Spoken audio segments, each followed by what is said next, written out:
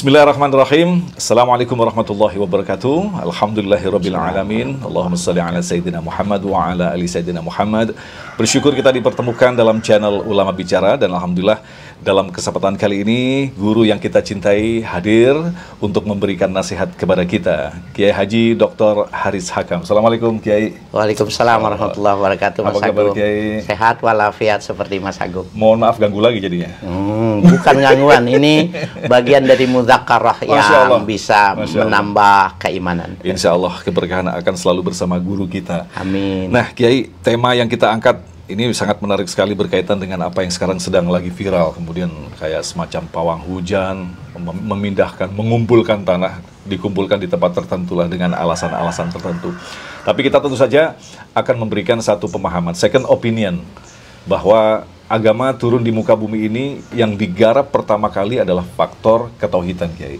Nah, judul yang kita ambil adalah syirik berbungkus kearifan lokal. Mungkin sebelum kita masuk ke dalam diskusi kita yang lebih dalam lagi, makna terminologi tentang syirik itu apa? Apa yang disebut dengan syirik, Kiai? Ya, menurut ulama, syirik itu dibagi dua. Ada syirik akbar, ada syirik asghar. Yang asghar itu riya, ujub, sum'ah. Nah, yang menariknya ini pada syirik akbar ini, tasyriku ghairillahi fil ibadah, fit tauhid, wal af'al. Nah, kalau menyekutukan Allah di dalam beribadah, orang mudah bahwa ada campuran tidak murni, tidak ikhlas kepada Tuhannya. Orang mudah memahaminya. Yang kedua, dalam akidah, dia punya pemahaman, teologi pemahamannya itu politeisme. Maka mudah orang untuk mengatakan kedua hal ini adalah musyrik gitu. Yang susah yang ketiga ini. Ya, tasyriku fillah fil af'al. Ya. Yang bermakna? Jadi ada perbuatan-perbuatan kita dalam perspektif tauhid kita, sebenarnya kita sudah musyrik gitu loh. Bisa jadi dia sholat. Iya. Kan yang terjadi itu seperti itu. Orang ini agamanya Islam, dia sholat, bisa jadi Ramadan dia puasanya rajin, puasanya sedikit, tapi ada perilakunya yang dalam pandangan kita itu udah tasyrik, sudah menyekutukan Tuhan. Nah, ini yang oleh di kalangan para teolog, para ahli tauhid, para usuliyin yang menganggap ini yang paling berbahaya. Di mana orang melakukan satu perbuatan, dia menganggap dirinya masih dalam bingkai ketauhidan, tetapi sebenarnya dia sudah keluar. Nah, ini makna syirik. Seperti hadis Nabi, sesuatu yang lembut menyusup dalam diri kita. Diibaratkan semut hitam berjalan di batu hitam di malam gelap gulita. Itu berarti sesuatu yang sangat susah untuk kita temukan artinya. Susah, jadi benar. syirik itu menyusup seperti itu yang tadi. Seperti itu, benar. Jadi betapa banyak orang yang tidak ngerti bahwa sebenarnya dia bukan muslim lagi. Karena ada ritual-ritual yang dia lakukan. Iya. Nah, Kiai, bisa ditegaskan lagi, lantas sampai pada level apa sesuatu perbuatan itu disebut dengan syirik? Ya, kalau disebut dengan batasannya, ketika perbuatan itu dipahami sebenarnya ada koneksitas yang bukan ke Tuhan. Sederhana saja. Ada Kalau distorsi begitu? ya, Oke. distorsi. Apabila koneksitasnya itu bukan kepada Tuhan, perbuatan itu sebenarnya sudah disebut dengan perbuatan syirik.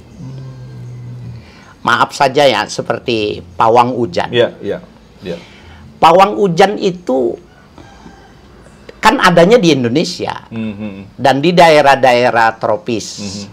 Tapi daerah-daerah yang panas, gersang, seperti Afrika, di Yaman, yang ada adalah memohon hujan. Kebalikannya. Nah, kebalikannya, mereka meminta hujan.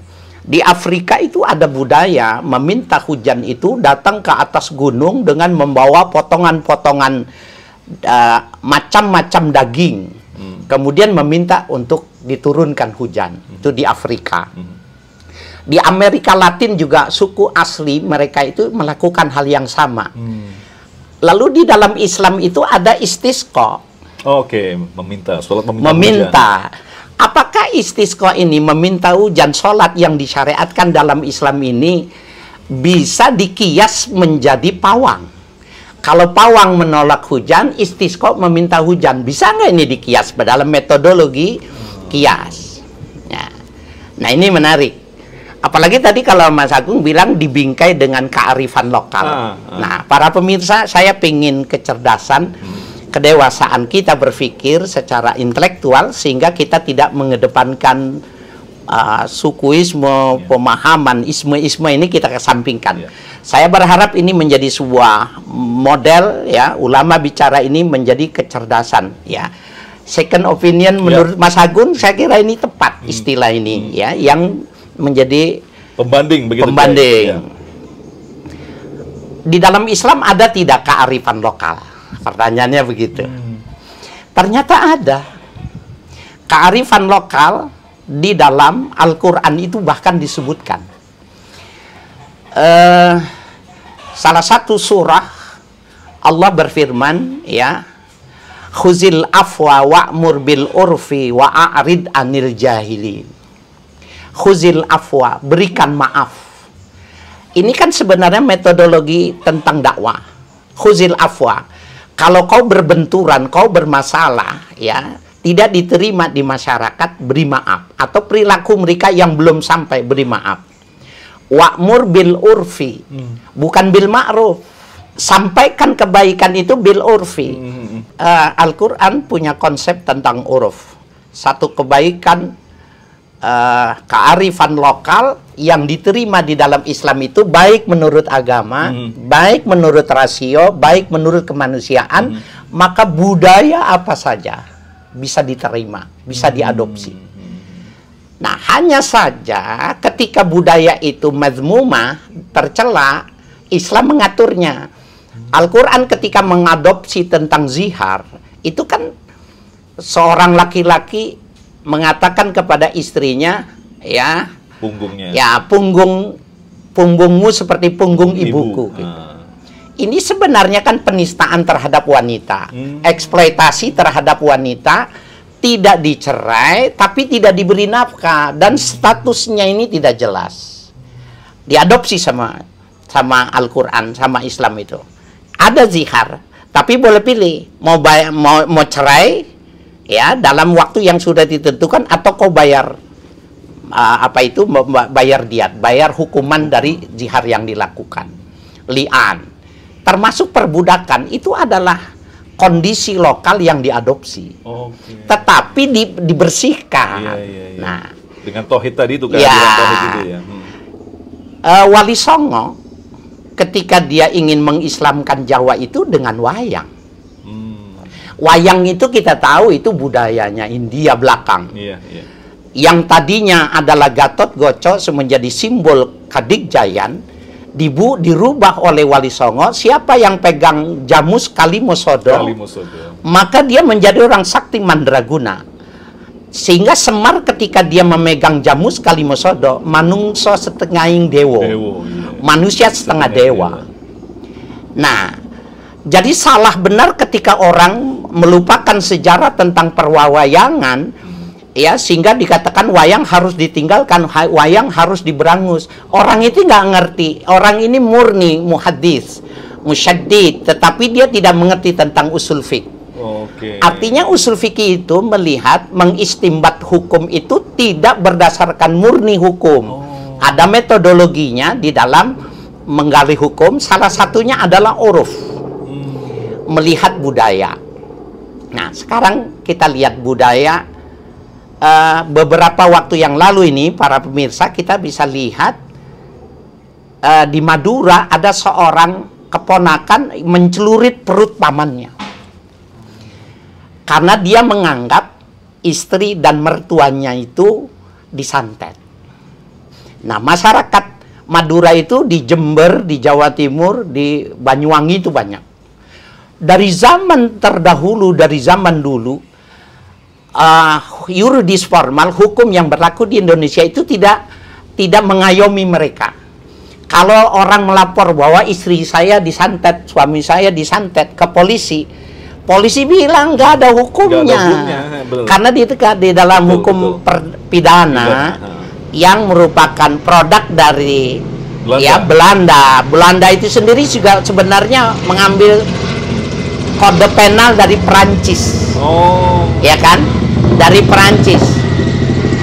Ini sebenarnya yang dilakukan ya oleh mereka itu nggak bisa mengatasi masalah, sehingga bosan, tapi kok korban semakin banyak. Nah, ada uruf yang menarik. Oke, aku nggak bisa ke polisi, tapi kalau memang benar kamu tidak menyantet keluarga saya, sumpah pocong. Itu adalah kearifan lokal.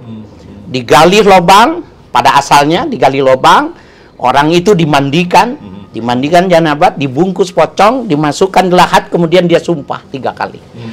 Demi Allah saya bersumpah, saya tidak melakukan, saya tidak mengini. 3 kali, setelah itu, demi Allah saya bersumpah, apabila saya melakukan, saya dilaknat dan saya keluar dari Islam, tidak keluar dari lubang ini. Nah, sekarang kita lihat Al-Quran, lihat hadis, nggak ada sumpah pocong. Nggak ada, iya. Tetapi itu termasuk uruf. Nah, dari mana ulama membiarkan? Nah, di dalam istimbat hukum, ada satu kaedah yang bisa dijadikan pedoman untuk kearifan lokal. Kaedah itu mengatakan, kullu ma warada bihi syar'u mutlaqan fala dhabita lahu fihi wala fil lughati fayurja'u ilal urfi. Ini kaedah usul fikih. Nah, orang yang membenci, yang tidak suka, pasti dia muhaddis muhaddis murni. Dia tidak bisa melihat bahwa sebenarnya tekstual banget begitu ya? Living hadis, living Quran itu terjadi. Nah, kaidah itu mengatakan kullu ma warada bihi syar'un, setiap sesuatu yang disebutkan di dalam syariat, di Al-Quran, hadis, mutlakon, secara mutlak. Wala dhabita lahu fihi, tidak ada catatan-catatan khusus penggunaannya, pemanfaatannya, caranya tidak ditentukan. Wala fil lughati, tidak juga bisa ditafsirkan secara bahasa. Bagaimana menjalankannya ini? Fayurja'u ilal urfi. Maka digunakannya hukum syariat itu berdasarkan uruf. Contohnya begini, nutup aurat hukumnya wajib. Kalau terbuka batal. Kecuali kecil. Nah, kecilnya siapa? Nah, kalau orang perokok nih, perokok kemudian bolong di paha. Kelihatan pahanya. Ya, kelihatan pahanya. Aurat itu. Itu kalau menurut hukum asalnya batal dia. Kalau nggak ditutup selama dia sholat. Nah, yang jadi masalah ini menurut hukum uruf. Kapan kecil? Maka itu ada 10 orang kita tanya. Ini lubang kecil apa besar? Kecil. Maka ini nggak apa-apa. Nggak apa-apa. Oh, ada fleksibilitas dalam hukum itu artinya begitu, Kiai? Iya. Jadi uruf itu diakui. Itu dalil yang pertama. Dalil yang kedua di dalam usul fikih itu dikatakan ma ra'ahul muslimuna hasanan fahuwa indallahi hasanun. Setiap sesuatu yang menurut pandangan kacamata orang Islam itu baik, di sisi Allah itu baik. Wa ma ra'ahul muslimuna syarran wa huwa indallahi syarrun. Setiap sesuatu yang menurut pandangan orang Islam itu buruk, di sisi Tuhan itu buruk. Apakah Allah menurut mengikuti kehendak manusia? Bukan. Muslim yang baik itu bi'aini syariatil mutahharah. Dia punya pandangan yang sudah disucikan oleh Allah. Bukan maknanya Allah mengikuti pendapat manusia. Masya Allah. Nah, oleh karena itu, kita bisa lihat memperbandingkan ini meminta hujan, ini menolak hujan. Apakah ini boleh dijadikan interpretasi lafziyah? Jawabannya nggak boleh. Dilihat dulu, kalau orang menolak hujan, apakah Nabi pernah menolak hujan? Pernah. Ada peristiwa itu ya? Ya, pada waktu itu Nabi ketika ada hajat tentunya ya, Nabi mengatakan Allahumma hawalaina wala alaina. Ya Allah, jangan kau turunkan di atas kami, tapi turunkanlah di sekitar kami. Kan bedanya dengan pawang hujan itu koneksitasnya kemana itu doang. Ketika dia mengatakan kepada leluhurnya, karena pada pawang-pawang hujan di Jawa dan di Betawi itu kesamaan motifnya itu, pertama 1 minggu dia tidak boleh tidur yang beratap. 4 hari sebelumnya dia mesti puasa. Kemudian dia punya mantra-mantra yang dari temurun. Ini sebenarnya yang berbahaya, ini mantranya. Dia menyebutkan leluhur-leluhur. Betul. Ya, dan ini sama saja sinkritisme. Awalnya dia baca Bismillahirrahmanirrahim, tetapi di tengahnya dia menyebut yang fulan, yang monggo mriki segala macam gitu loh. Ini yang sangat berbahaya. Ya, dan bahkan dia tidak, ketika hujan dia tidak, pada saat 7 hari dia tidak bernaung dengan atap itu, kemudian hujan, dia nggak boleh pergi. Dia mesti bertahan. Nah, artinya kalau kita memang ingin melakukan ada hajat ingin memindahkan hujan, ada ilmunya. Tetapi ulama yang di Yogyakarta, yang asli Jawa Timur mengatakan bahwa yang dilakukan di Mandalika itu tidak syirik, itu ada ilmunya. Kalimat itu juga mesti ditafsir. Jangan terburu-buru. Tahu tidak yang namanya, pernah belajar tidak jadi pawang? Bahwa dia mesti puasa 7 hari, ya, mesti bermalam di tempat yang terbuka, tidak boleh hubungan badan. Banyak sekali pantangan-pantangan itu yang di dalam Islam itu tidak dikenal. Dia dalam Islam itu berwudu, kemudian dia sholat, kemudian dia baca doa Nabi. Itu satu. Bahkan di kalangan habaib ada yang saya dapat satu riwayat ketika mau hajat itu, salah seorang murid dari Said Maliki, masyhur ini di kota Makkah, baca Al-Fatihah, mohon kepada Allah, baca doa Nabi, kemudian baca pertengahan Al-Quran, wal yatalattaf, disuruh buka tawasul dengan surah ini, wal yatalattaf, itu jantungnya Quran. Ya, Tuhan yang maha lembut minta supaya Allah geser selama kita punya hajatan.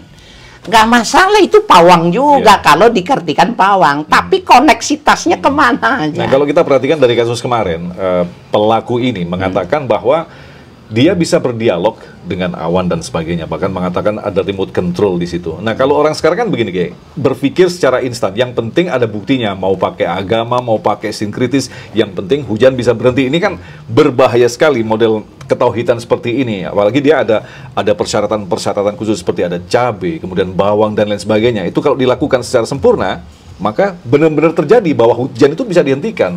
Nah, ini kan bagi orang yang lemah pemahamannya, loh gitu aja bisa, nggak usah pakai doa apapun. Nah, ini harus kita berikan nasihat seperti apa, Kiai? Ya, baik. Bahkan yang lebih gila lagi, kalau di Jakarta, celana dalam yang belum dicuci, dimasukin ke apa itu, ke sapu lidi. Iya, ditaruhin.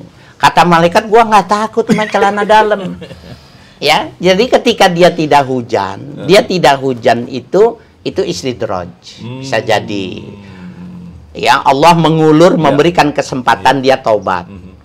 Dia lihat keberhasilan, tetapi efek yang diharapkan ada kesadaran nggak? Belajar nggak? Kalau dia tidak belajar, kemudian dia terus terpaku dengan itu, maka dia semakin jauh. Ini yang disebut dengan syirik fi'liyah, ini yang bahaya. Nah, oleh karena itu saya boleh dong berbeda pendapat dengan ulama yang mengatakan itu ada ilmunya. Ilmunya itu begini, hujan itu kan makhluk, sama dengan jin, ya, sama dengan jin. Ketika Mbah Marijan dan pawang-pawang gunung, mereka memohon kepada Tuhannya untuk memindahkan jalur lahar supaya tidak lurus ke Keraton Ngayuk Jogarta Hadiningrat. Permohonan dia sehingga dia dekat dengan alam dalam bahasa budayawan. Kalau menurut kita, ketika dia mendekat diri kepada Tuhan, kemudian makhluk itu, ya, makhluk itu kan sama dengan api yang dikatakan alaikuni bardan wasalaman ala Ibrahim. Hai api, jangan panas kamu buat Ibrahim. Ketika umpamanya satu contoh, wallahu a'lam, Mbah Marijan mengatakan, monggo Gusti Allah kula nyuwun ya pitulung sak menika laham niko sampun lurus datang keraton umpamanya. Jangan lurus, belokan nih. Karena itu terjadi kali itu belok. Iya, iya. Tidak lurus ke keraton, mestinya garis lurusnya itu keraton. Umpamanya, kalau memang doanya kabul, maka itu sama dengan permohonan ya. Ketika api itu tidak jadi panas, tidak berlaku. Tapi bukankah pengabulan doa itu tergantung pada kualitas kebenaran atau kesucian daripada ketauhidan kita sendiri? Artinya orang yang sholatnya bolong-bolong, kemudian lain sebagainya begitu, apa benar memang itu Nggak terkabulan? mungkin. Nah, itu kan begitu nih masalahnya. Nggak mungkin. Oleh karena itu ketika dia mengatakan di atas ada AC dan remote-nya saya yang pegang, maka sebenarnya dia sudah takabur. Dan ini indikasinya dia berbahaya secara tauhid. Karena menganggap dia yang menentukan. Kalau dia bilang saya cuma memohon, Allah yang mengizinkan. Kemudian dia baca tentang bagaimana Nabi meminta supaya hujan itu bergeser, awan itu bergeser. Nggak apa-apa. Ya, dan di daerah-daerah panas, Afrika, Mesir, termasuk Saudi, Yaman, itu biasa istisqa, kelawanannya minta hujan. Jadi sederhana saja. Nah itu apakah memang ada kehadiran jin ketika sang pawang hujan ini melakukan ritual tertentu? Pasti, kalau dia koneksitasnya menggunakan kekuatan mitos, kekuatan spiritual. Pasti, dan memang di mana-mana dukun-dukun, kan ini sebenarnya dukun khusus hujan, namanya pawang, sebenarnya dukun-dukun juga. Iya, ini soal marketing aja. Ini berbahaya kalau saatnya ini diyakini. Yang kita repot ini orang-orang yang berpeci, yang bersarung, ketika punya hajatan nyarinya dia juga gitu. Nah, ini memang kemasan-kemasan kearifan lokal sangat berbahaya kalau tidak bertanya. Fas'alu ahla zikri in kuntum la ta'lamun. Jadi para pemirsa bila punya hajat, punya sesuatu dan lain sebagainya, sebaiknya tanya, ini kalau saya lakukan ini dari sisi akidah rusak apa enggak? Nah sebenarnya kita sebagai orang beriman itu apakah memang diberikan ruang untuk berimprovisasi terhadap apa nilai-nilai Islam yang diturunkan di muka bumi ini ya. Jadi ada celah untuk berimprovisasi begitu kayak. Sementara di ayat lain dikatakan mukhlisina lahuddin. Harus benar-benar mukhlis ketika kita menyembah Allah. Jawabnya tadi dengan masalah uruf tadi itu kayak. Ya, uruf yang di dalam Al-Quran itu disebutkan secara mutlak tanpa ada catatan dari pemaknaan bahasa, nggak ada, kaifiatnya tidak ditentukan, maka boleh diartikan ya seperti dakwah menggunakan wayang. Itu adalah uruf. Itu bentuk improve kan itu kayaknya. Itu improvisasi yang dibenarkan. Itu urfiah. Nah, yang menariknya Mas Agung itu begini. Simbolik-simbolik di dalam Islam itu juga dikenal. Ketika Hasan dan Husain lahir, ya cucu dari Rasulullah Shallallahu Alaihi Wasallam, beliau melakukan tahnik. Nah, yang tahnik itu yang dilakukan itu adalah korma ajwa, korma yang punya khasiat dimakan 7 ini. Sihir, ternyata terutama sihir. Sihir, kemudian racun bisa hilang.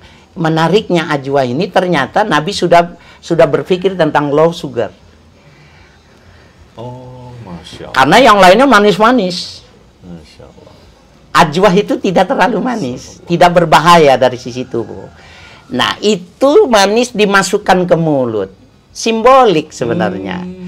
Ketika nanti dia berdoa supaya anak ini dewasa, perkataannya bagus, perilakunya bagus, simboliknya itu simboliknya itu kurma. Kemudian diinterpretasikan oleh orang Indonesia, kalau korma nggak ada, kamu punya madu, di mana-mana ada. Digantinya pakai madu. Ketika Indonesia ini oleh BPUPKI dipersiapkan, kemudian termasuk ditentukan lambang Indonesia, itu ada simbol-simbol. Ketuhanan itu simbolnya itu bintang. Kemanusiaan, keadilan itu ada pohon beringin, ada rantai, ada padi kapas, kesejahteraan. Itu simbolik. Boleh nggak? Boleh. Nah, lalu ketika umpamanya mengumpulkan tanah mengumpulkan air dari semua provinsi di Indonesia sebagai simbolik persatuan, boleh nggak? Iya dan tidak. Oke. Iya dan tidak. Iya. Tujuannya apa?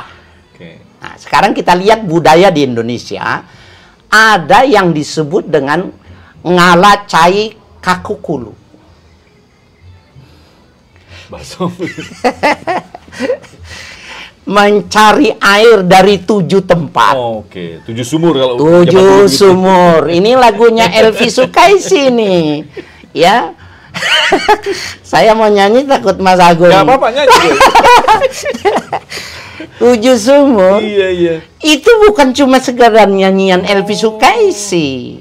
Ada maknanya ternyata. Iya, ngala cai ya, kakukulu itu sebenarnya mengambil air dari 7 sumur dalam rangka menyatukan potensi, menyatukan kekuatan di dalam daerah-daerah tertentu. Maaf saya tidak sebut daerahnya supaya mengurangi kecurigaan. Tidak saya sebutkan. Nah, itu sudah ada. Cuma yang mesti kita pahami, apakah simbolisasi yang semacam itu diperlukan? Kalau cuma sekedar simbolisasi, umpamanya menggambarkan pertemuan air, pertemuan seperti Bahrain ya, air tawar dengan air asin, itu dijadikan simbolik, nggak apa-apa. Kalau cuma sekedar itu. Begini, ada budaya ketika zaman Pak Harto masih muda, ketika kolonel, saya tinggal di Kebayoran Baru, jadi saya sebutkan ini tempatnya. Di Kebayoran Baru ada pertemuan kali antara Kali Grogol dengan kali ya satu lagi saya lupa namanya ya, pertemuan kali. Nah ternyata pertemuan kali pada paham-paham tertentu itu punya kekuatan magis. Orang-orang yang mau diturunkan ke medan tempur oleh Kolonel Soeharto pada waktu itu datang ke tempat ini, dekat rumah saya. Dekat rumah saya, mandi mereka di situ. Mandi di situ, ngalap berkah. Iya, ngalap berkah. Ngalap berkah. Kemudian melakukan ritual seperti itu, dia berdoa. Dan ketika dia yakin dia nggak kena tembak, dia ketembaknya nggak mati. Oh, menciptakan sugesti begitu? Nah, menciptakan sugesti. Dan itu memang kekuatan, proteksi diri yang supranatural gitu loh. Kalau ini yang dimaksud adalah ritual mengumpulkan ini musyrik. Karena menyandarkan sesuatu kepada benda itu, begitu Kiai? Iya. Oke. Oleh karena itu, maka kalau itu sekedar makna simbolik, bersatunya ya provinsi-provinsi di Indonesia itu disimbolkan dengan air dan tanah boleh, karena air adalah simbol kehidupan. Tanpa air orang mati. Tanah itu kan teritorial, umpamanya gitu. Cuma sekedar gitu nggak ada masalah. Cuma setelah dikumpulkan, dikemanain? Itu satu. Yang kedua, ritual oleh tokoh agama, tokoh spiritual, diberikan benda, diterima, kemudian harus dibuang ke belakang. Ada apa maksudnya ini? Nah, ini pasti ritual. Bukan cuma simbolis. Nah, itu Kiai yang dimaksud tadi, kearifan lokal adalah semacam kesepakatan yang dibuat oleh kelompok tertentu yang akhirnya untuk menyelesaikan fenomena-fenomena yang dihadapi begitu Kiai. Mungkin sebelum kehadiran para nabi, masyarakat itu hidup dengan full improvisasi, dia mengada-ngada begitu. Nah, ini kan sebenarnya kehadiran agama ini kan menyempurnakan ketauhidan. Nggak begitu sebenarnya. Atau gimana penjelasannya gitu? Iya betul. Mas Agung buat kesimpulan itu udah benar. Silakan kita improvisasi. Terima kearifan lokal apapun, syaratnya diluruskan oleh agama. Jadi ceritanya, pewayangannya itu dirubah. Nggak apa-apa wayangnya pakai. Sumpahnya harus nama Allah. Sumpahnya harus nama Allah. Sumpahnya harus ujungnya itu menyandarkan ketentuannya sama Allah, dilakukannya di tempat umum. Dulu, zaman dulu itu di atas mimbar sebelum sholat Jumat, kalau orang melakukan sumpah. Nah sekarang kemudian dia di dalam lobang. Karena itu memang tuntutannya tidak ada berujung. Nanti anaknya dia bunuh ini, anaknya lagi dia bunuh lagi. Ini terus menjadi dembang ke Sumat. Ternyata dengan dikasih lubang, sumpah pocong selesai. Dahaga, dengkinya itu hilang. Kenapa tidak kearifan lokal diterima? Nggak ada yang menyimpang. Jadi bisa ditegaskan, bisa dipertanyakan bentuk kemurnian dinullah Islam itu semestinya seperti apa tanpa harus tercampur dengan kearifan lokal. Kan tidak mungkin ketika agama Islam hadir dimanapun, pasti bercampur dengan kearifan lokal yang ada pada saat itu, Kiai. Bagaimana ini, Kiai? Sebatas dia tidak secara substansial melanggar akidah boleh. Ya, sebatas tidak melanggar akidah diterima ya dalam kaidah dua tadi itu tadi sampai yang kalau dikatakan mara'ahul muslimuna hasanan fahuwa indallahi hasanun. Setiap sesuatu muslimun itu jamak. Bukan muslimun. Apabila orang berkumpul, orang muslim banyak mengatakan ini kecil apa besar? Kecil, maka itu kecil. Oh, itu bagus, itu tidak menyimpang. Jangan didengerin yang satu dua orang yang mengatakan tidak. Karena itu bi'aini syariatil mutahharah, dengan pandangan yang sudah disucikan oleh Allah. Ulama ngomong tanpa. Ya, saya kecewa benar itu ketika wayang mau dirusak, mau dihilangkan itu. Padahal itu namanya metodologi para pendahulu begitu, Kiai ya. Artinya harus tetap dilestarikan di situ ya.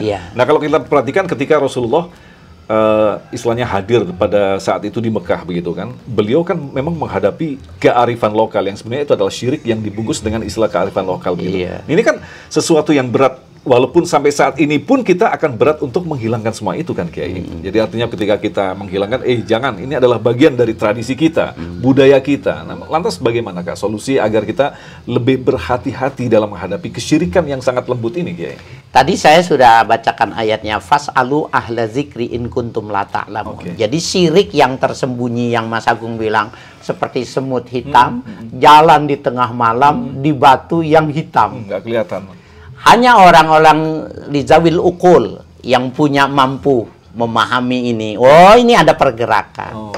Jadi kenapa tidak sih bertanya sama Mas Agung, tanya ulama-ulama damai itu kan mudah, ya, ulama-ulama kita itu mudah ditanyain. Dan jangan sembarangan nanya juga. Nanyanya jangan sama Mbah Google.